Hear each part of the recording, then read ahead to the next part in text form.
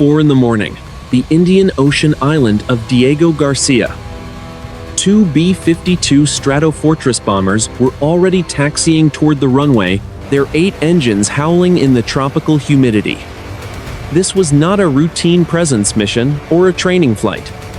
Satellite intelligence had confirmed that 200 Iranian T-90 tanks were fueled, manned, and massed in the valleys surrounding Kermanshah. The question was no longer about diplomatic intent. The question was whether the United States could erase an entire armored division from the map before it crossed the international border. The air at the edge of the runway was thick and heavy, smelling of salt and the sharp chemical bite of JP-8 jet fuel. The massive wings of the lead bomber, call sign Scalpel 11, flexed under the weight of 70,000 pounds of internal and external ordnance. Inside, the belly of the aircraft sat 84 500-pound unguided bombs, a payload designed for the total saturation of a geographic grid. The ground crews watched from a distance, their faces illuminated by the amber glow of the taxiway lights as the giant aircraft turned its nose toward the dark expanse of the ocean. 700 miles to the north, at a command bunker near Kermanshah, the atmosphere was one of disciplined anticipation. General Abbas Rezai stood before a wall of monitors showing the heat signatures of his armored spearhead. 200 T-90 tanks, the most advanced armor in the Iranian inventory, were currently idling in a tight wedge formation. The general watched the digital clocks. In less than 2 hours, the order would be given to move west. His crews were the elite of the Iranian army, and they believed their positioning in the deep mountain folds offered them perfect concealment from the eyes in the sky. Back at Diego Garcia, the lead pilot of Scalpel 11, Colonel Marcus Thorne, adjusted the oxygen mask on his face. He felt the vibration of the 8 engines through the soles of his boots and the frame of his seat. He keyed his radio to speak to the control tower. Thorne spoke clearly.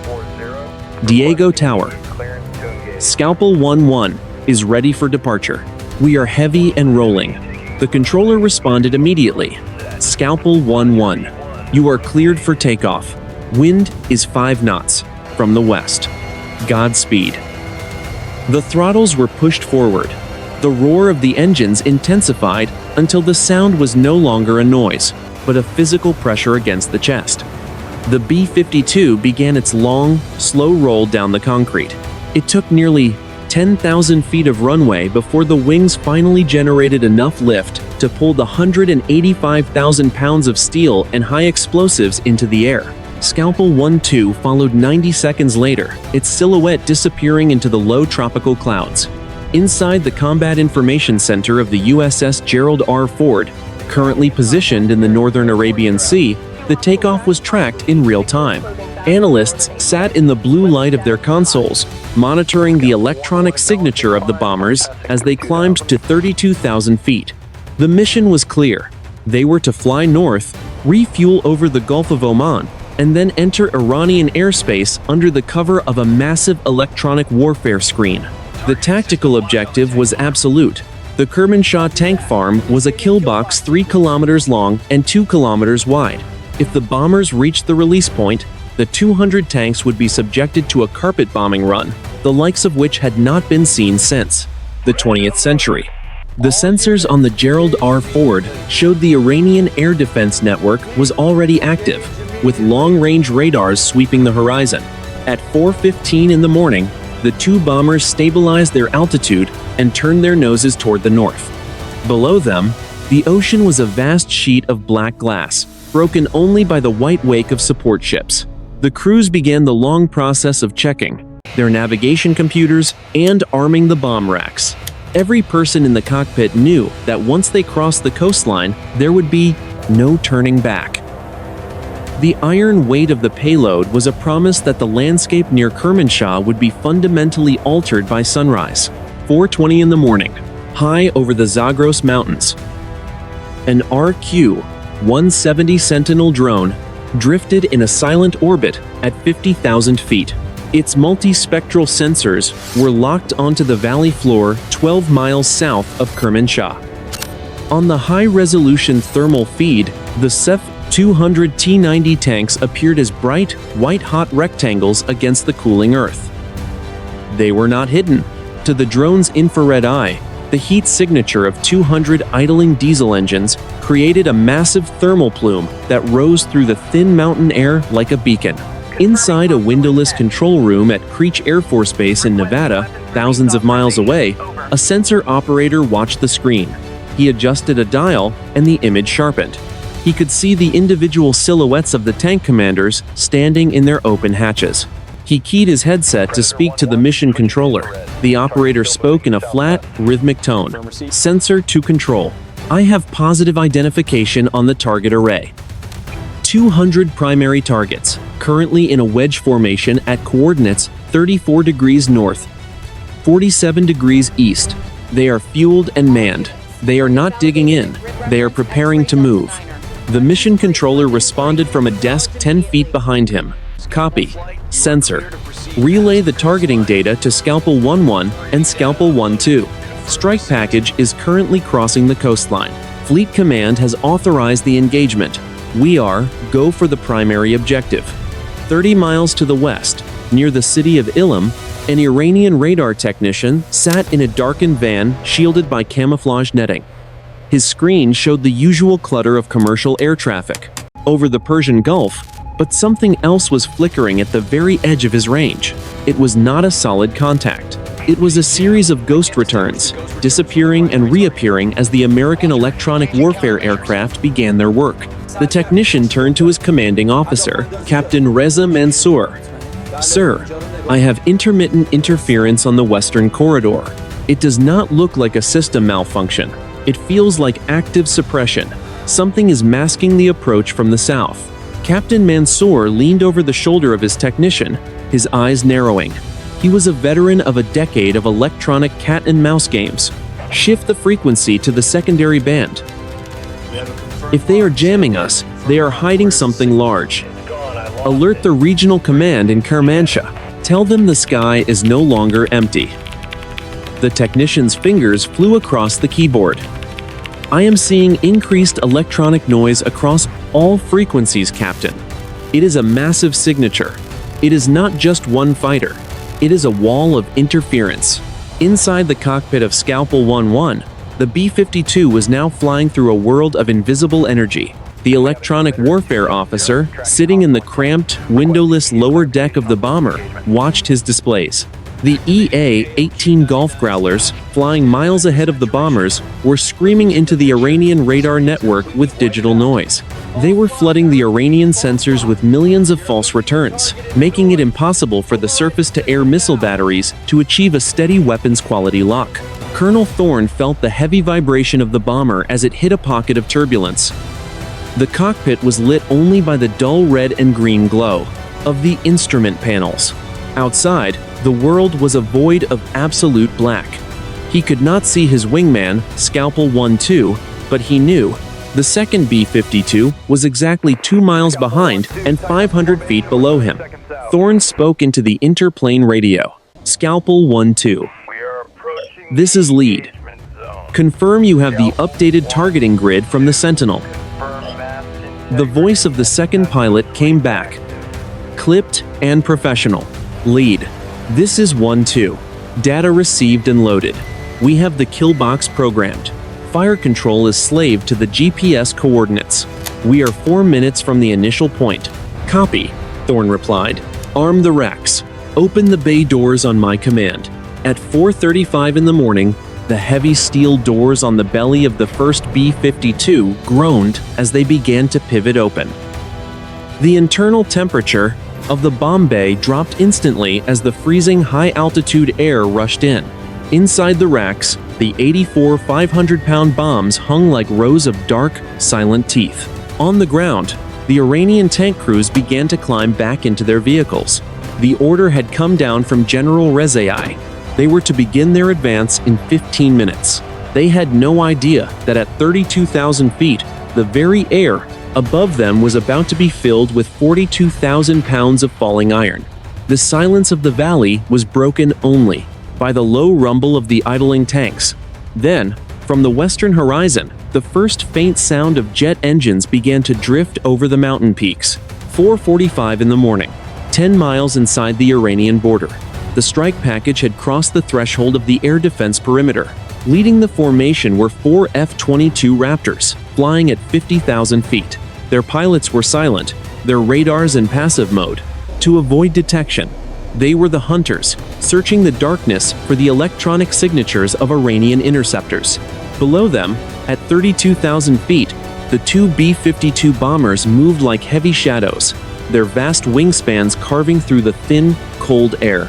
Inside the Iranian Air Force Operations Center at Hamadan, a series of red lights began to pulse on the primary search radar. The interference was still heavy, but the sheer volume of the American strike package was beginning to burn through the jamming. The duty officer, Major Hassan Kalami, gripped the edge of his console. Kalami spoke with urgent authority. "Scramble the alert flight. We have multiple high-altitude contacts heading toward Kermanshah. They are moving at 450 knots. I want a visual identification and a radar lock immediately." 3 minutes later, 2 Su-35 fighters roared off the tarmac at Hamadan Air Base. Their afterburners were twin daggers of orange flame that cut through the pre-dawn darkness. They climbed steeply, their powerful radars sweeping the sky. Inside the cockpit of the lead Iranian fighter, Captain Arash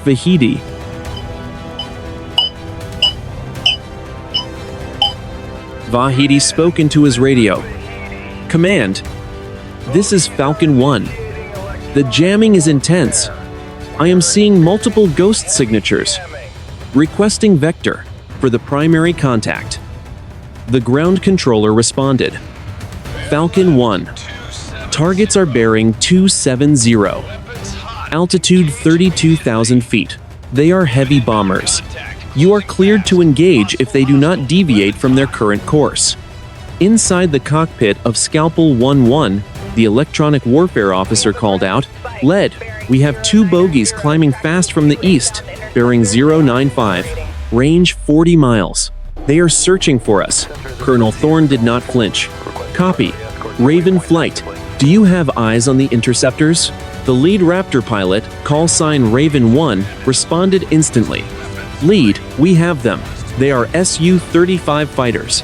We are moving. To intercept. Maintain your heading and airspeed. We will keep the door open." The 2 F-22 Raptors banked gracefully, their stealthy profiles invisible to the Iranian radars. They accelerated to Mach 1.5, closing the distance in seconds. They were not just flying, they were positioning themselves for a kill that the Iranian pilots would never see coming. The Raptors remained behind and above the Iranian fighters, their AIM-120 missiles ready to launch if the Su-35 fighters came within range of the bombers. On the ground in the Kermanshah Valley, General Rezai looked up at the sky. He could not see the aircraft, but he could hear them. The low, rhythmic thrum of the 8 engines on each B-52 was growing, louder, echoing off the rock walls of the valley. It was a sound of immense, crushing power. Rezai spoke to his communications officer. "Order the division to disperse. Now, get the tanks into the tree lines. We are no longer hidden." It was too late. The 200 T-90 tanks were tightly packed, their engines running, their crews just beginning to understand the danger. The logistics of moving 200 heavy vehicles in a narrow valley meant that even a fast reaction would take minutes. In the sky above, minutes were an eternity. Inside the lead bomber, the navigator adjusted the final targeting solution. The GPS coordinates for the center of the tank farm were locked. The crosshairs on his display hovered over the dense cluster of white heat signatures. The navigator spoke over the intercom. 5 minutes to the release point. The bomb bay doors are confirmed open. Racks are armed. Everything is green. Colonel Thorne looked out at the horizon. A faint sliver of gray was beginning to appear in the east, the first hint of the coming dawn. Below him, the valley of Kermanshah was a dark pit, unaware that 42 tons of high explosives were currently suspended directly above it. The air was still, the silence in the cockpit broken only by the steady hiss of the oxygen system. 5:05 in the morning, 5 miles from the release point. The sky over the Zagros Mountains erupted into a chaotic web of light and smoke. The Iranian HQ-9 surface-to-air missile battery near Ilam had finally achieved a momentary burn-through of the American jamming. 6 missiles, each 20 feet long and carrying a 300-pound warhead, roared off their vertical launch rails. They climbed into the atmosphere on pillars of white flame, their seekers hunting for the massive radar cross-sections of the B-52 bombers. Inside the cockpit of Scalpel 1-1, the missile launch warning tone began to scream.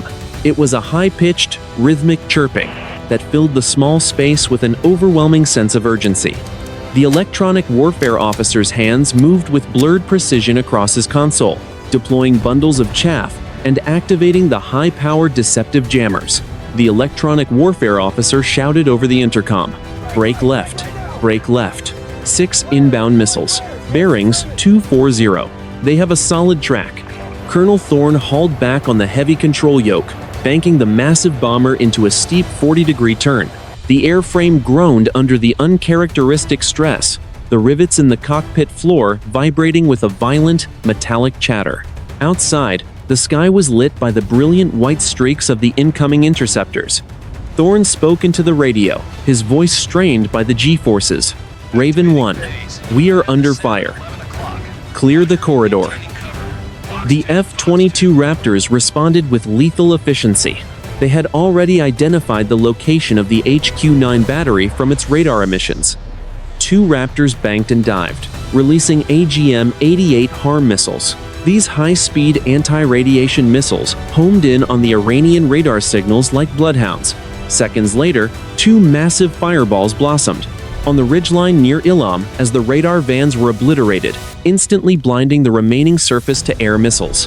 The 6 incoming interceptors, suddenly deprived of their guidance, lost their lock. One detonated harmlessly 2 miles below the bombers. 2 others spiraled out of control and self-destructed in the thin air. The final 3 streaked past the tail of Scalpel 1-1, so close that the crew could feel the heat of the rocket motors through the fuselage. 5:10 in the morning, the final approach. The tankers had long since broken away, returning to the safety of international airspace. The 2 B-52 bombers were now alone on their final run, their wings leveled and their noses pointed directly at the Kermanshah Valley. The interference from the Iranian ground-based jamming was intensifying, but the bombers were using their internal inertial navigation systems, which did not require a satellite signal. They were flying on pure physics and pre-calculated data. On the ground, the 200 T-90 tanks were finally beginning to move. The roar of 212-cylinder diesel engines created a sound like a continuous earthquake. The tanks were churning up massive clouds of dust and exhaust as they struggled to disperse into the surrounding scrubland. General Rezai stood on the deck of his command vehicle, looking up at the belly of the clouds. He knew the Americans were there. He could feel the pressure of the 8-engine roar in his very bones. Rezai spoke into his command net. "All units, maximum speed. Do not stop for formation. Move to the tree lines. Move." But a 48-ton tank does not move with the agility of a gazelle. The lead vehicles were already tangled in the narrow access roads, their treads grinding against the rocky soil. The formation was a bottleneck of steel and fuel, a target of such density that it defied the logic of modern surgical warfare. Inside Scalpel 1-1, the navigator's voice was calm, counting down the seconds. The target box was now centered on the primary display. The 84 500-pound bombs in the belly were ready to be released in a single, continuous stream. The navigator spoke. 30 seconds to release. Doors confirmed open. Master arm is on. Scalpel 1-2. Confirm you are in trail. The wingman responded. Scalpel 1-2 is in trail. Target box is locked. Ready for heavy drop. The 2 bombers were now less than 2 miles from the release point. The air around them was thick with the smoke of the spent surface-to-air missiles and the red tracers of anti-aircraft guns firing blindly into the sky from the valley floor. Thorne kept the aircraft steady, his eyes fixed on the digital horizon. The question of diplomacy was gone. The question of survival was gone. There was only the math of the release. 5:18 in the morning, 2 miles from the target center. The environment in the Kermanshah Valley had reached a state of pure mechanical chaos. 200 T-90 tanks were no longer an organized division. They were a frantic mass of steel, churning the dry Iranian soil into a choking wall of brown dust that rose 50 feet into the air. The smell of raw diesel exhaust and hot grease was thick enough to taste. Tank commanders, half exposed in their turrets, screamed into their headsets, but the American electronic warfare screen had turned their tactical radios into a wall of static. General Rezai stood on the sloping turret of his command tank, his boots vibrating with the rhythmic thud of the distant anti-aircraft guns. He watched as the sky to the west turned a bruised shade of purple. The low-frequency rumble of the B-52 engines had shifted into a high-pitched, tearing whistle as the bombers accelerated to their release speed. Rezai spoke to his executive officer, his voice barely audible over the roar. "They are not using precision missiles. They are coming for the whole valley. Get the men out of the vehicles. Disperse on foot." His executive officer looked at him in shock. "Sir, the armor is their only protection." "The armor is the magnet," Rezai replied, pointing at the sky. "They are seconds away." At 32,000 feet, the interior of Scalpel 1-1 was a cathedral of focused intensity. The cockpit was silent, except for the steady, rhythmic clicking of the flight computer. Colonel Thorne felt the airframe lighten as the fuel load burned off, the giant wings curving upward toward the edge of space. The bomb bay was a gaping cavern of freezing wind, the 84 Mark 82 bombs shivering in their racks as the aircraft hit the turbulent air rising from the mountains. The navigator's hands were steady on the release trigger. On his primary display, the 200 white heat signatures of the tanks had begun to blur together. As the dust cloud grew, it didn't matter. The mission was not to hit a single tank. The mission was to saturate the coordinates until nothing remained but pulverized metal and scorched earth. The navigator began the final count. 20 seconds. Scalpel 1-2. Confirm interval. The voice from the trailing bomber came through the static. Interval confirmed. 100 meters of separation. We are ready to paint the valley. Inside the Combat Information Center of the USS Gerald R. Ford, the Admiral and his staff watched the live telemetry. The icons for the two B-52 bombers were mere seconds away from the release point.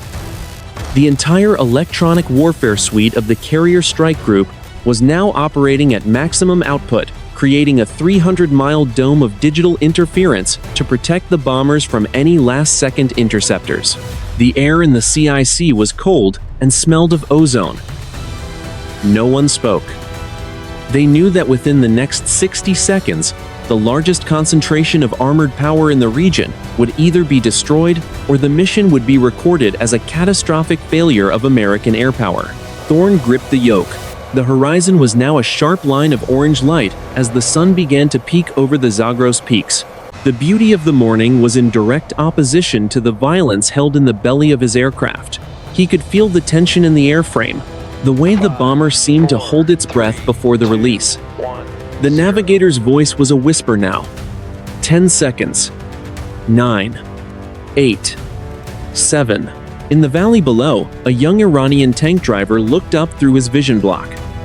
He saw two silver slivers high above, reflecting the first rays of the sun. They looked like small, peaceful birds against the vast blue of the sky. He had just enough time to realize they were not birds before the world began to end. 2. 1. Release. Release. Release. 5:27 in the morning. The Kermanshah killbox. The trigger was squeezed. Inside the belly of Scalpel 1-1, the heavy pneumatic shackles snapped open with a series of metallic cracks that echoed through the airframe. The first of the 84 500-pound bombs tumbled into the slipstream, followed instantly by the rest of the payload in a rhythmic, mechanical roar. 42,000 pounds of high explosives detached from the bomber in less than 5 seconds. The aircraft surged upward, suddenly lightened by the weight of 20 cars, as the bombs began their long, whistling arch toward the valley floor. The impact was not a single sound, but a continuous, earth-shaking thunder that lasted for 12 seconds. The first stick of bombs punched into the northern edge of the tank formation, detonating with enough force to liquefy the dry soil. The warheads did not just explode. They pulverized everything within a 30-meter radius. A T-90 tank, caught in the direct center of a blast, was lifted 6 feet off the ground, its 48 tons of steel tossed aside like a toy. The internal ammunition racks cooked off instantly, blowing the turret 300 feet into the air, on a geyser of white-hot fire.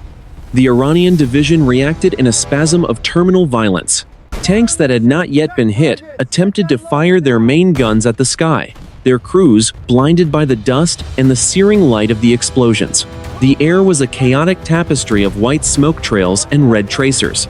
Men abandoned their vehicles, running through a landscape that had been transformed into a moonscape of overlapping craters. The heat blast from the rolling explosions washed across the valley, raising the temperature by hundreds of degrees in a heartbeat. The smell of burnt propellant, vaporized hydraulic fluid, and charred rubber filled the air. 20 seconds later, Scalpel 1-2 arrived. The second bomber dropped its entire payload onto the southern half of the column. This second wave of detonations caught the fuel trucks and recovery vehicles. The resulting fireballs bleached the sky white, turning the pre-dawn gloom into a terrifying, artificial noon. The shockwaves compressed every chest in the valley, shattering the glass in every armored vehicle for 2 miles. Then, there was silence. The rolling thunder faded, replaced by the crackle of 200 separate fires and the hiss of escaping steam. The dust began to settle, revealing a valley of broken, blackened husks. Of the 200 tanks that had been idling 10 minutes prior, only fragments remained recognizable. The armor had failed, the concealment had failed. The spearhead of the Iranian Regional Command had been effectively erased. From the order of battle, Colonel Thorne looked back over his shoulder. From 32,000 feet, the valley looked like a glowing red wound in the side of the mountain. He could see the secondary explosions as the Iranian fuel reserves continued to detonate, sending small rings of fire expanding outward through the smoke. Thorne spoke into the radio. Scalpel 1-1. Payload is away. Target area is saturated. We are egressing to the west. The voice of the navigator was tight, the adrenaline still coursing through his system. Confirmed.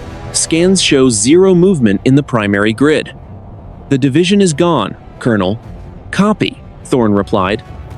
He banked the bomber toward the border, the giant wings silhouetted against the rising sun. Let's get home before the rest of their air force wakes up. 5:35 in the morning. Iranian National Defense Headquarters, Tehran. The silence in the underground command center was absolute. On the main tactical display, the 200 green icons representing the Kermanshah Armored Division had not just stopped moving, they had simply vanished. A series of red X markers now flickered across the grid, indicating massive thermal spikes and the loss of all data link communication. General Abbas Rezai was no longer on the screen. His command vehicle was one of the first thermal signatures to go dark. The Iranian Supreme Commander stood at the center of the room, his shadow cast long against the wall by the dim emergency lighting. To his left, the Chief of the Air Force was already on the secure line with the Tactical Missile Command. The atmosphere was no longer one of professional observation. It was the atmosphere of a nation deciding whether to initiate a total regional war. The Chief of the Air Force spoke, his voice low and jagged. Sir, we have 16 Shahab-3 missiles fueled and targeted at the American carrier group in the Arabian Sea. The order has been prepared. If we do not strike now, we lose our window of deterrence. The Supreme Commander did not look at him. He was staring at the satellite damage assessment that had just arrived. The images, though grainy, showed the Kermanshah Valley floor.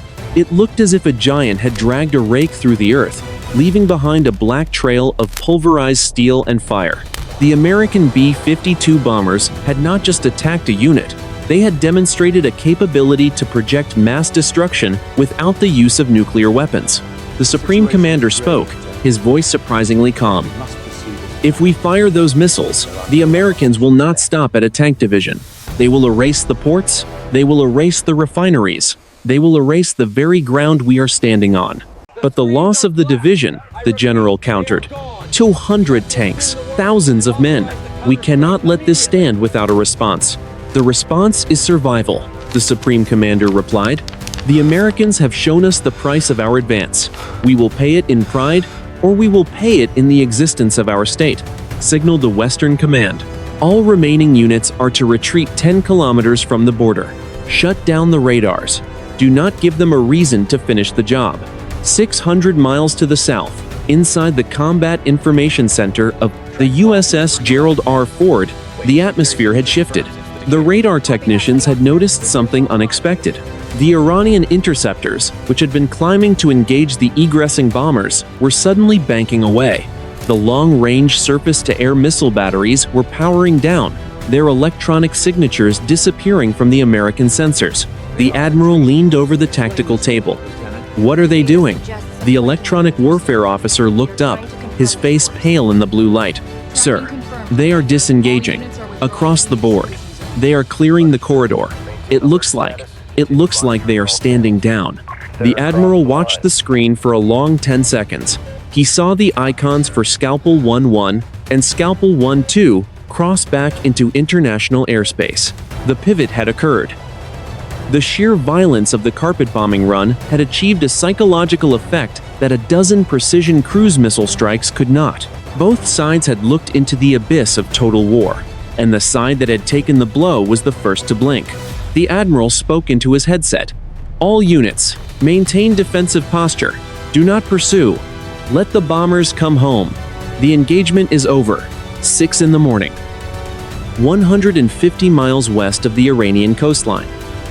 The two B-52 Stratofortress bombers had crossed back over the Gulf of Oman, leaving the jagged peaks of the Zagros Mountains behind. The sun was now fully above the horizon, casting long, golden shadows across the turquoise water below.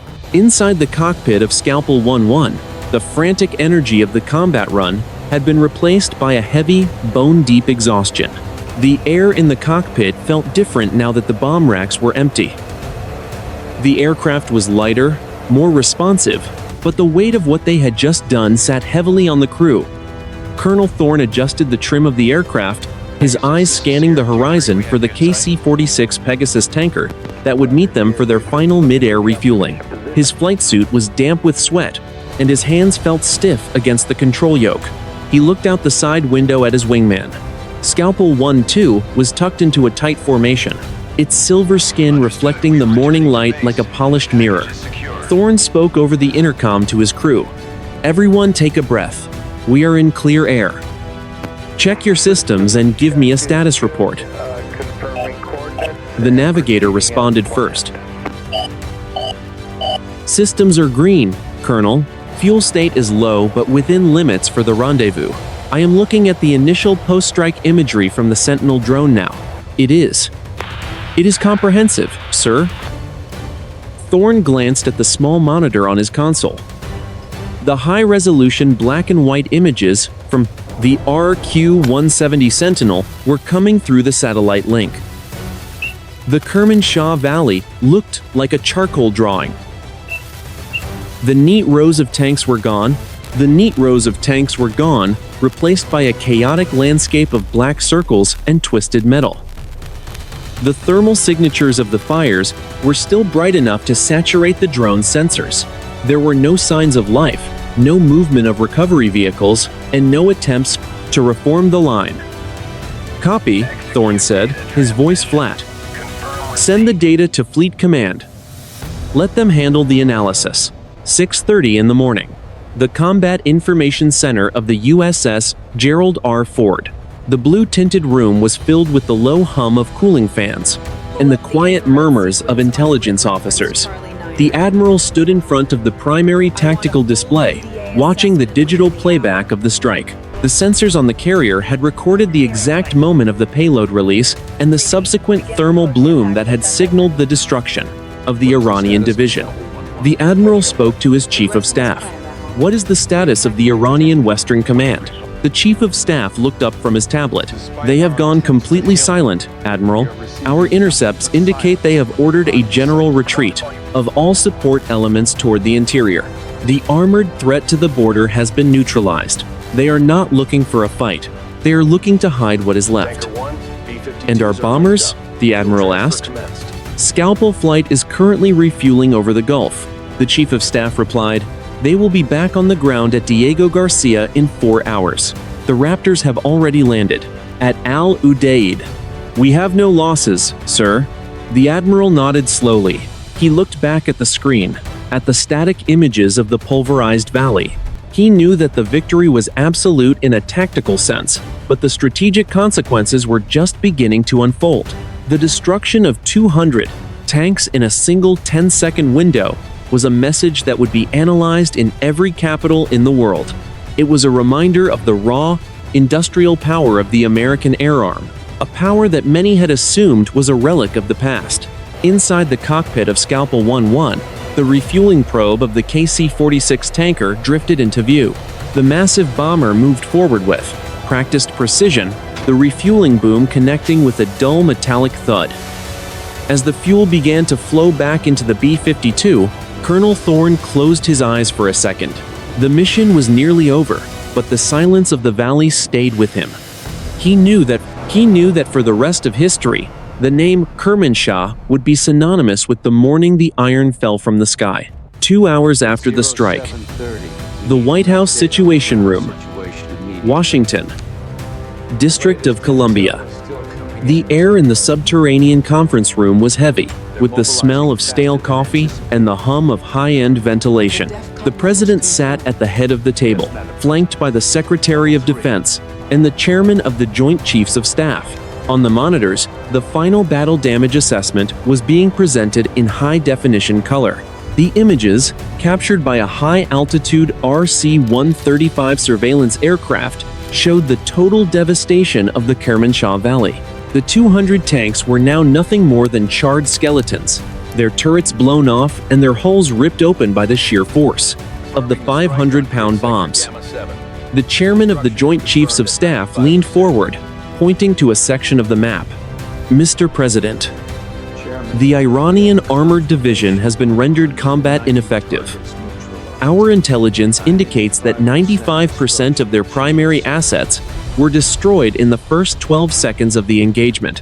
The remaining 5% have been abandoned by their crews. There is no longer a credible threat to the border. The president looked at the screen, his expression unreadable. And the Iranian response? The Secretary of State took a sip of water before answering.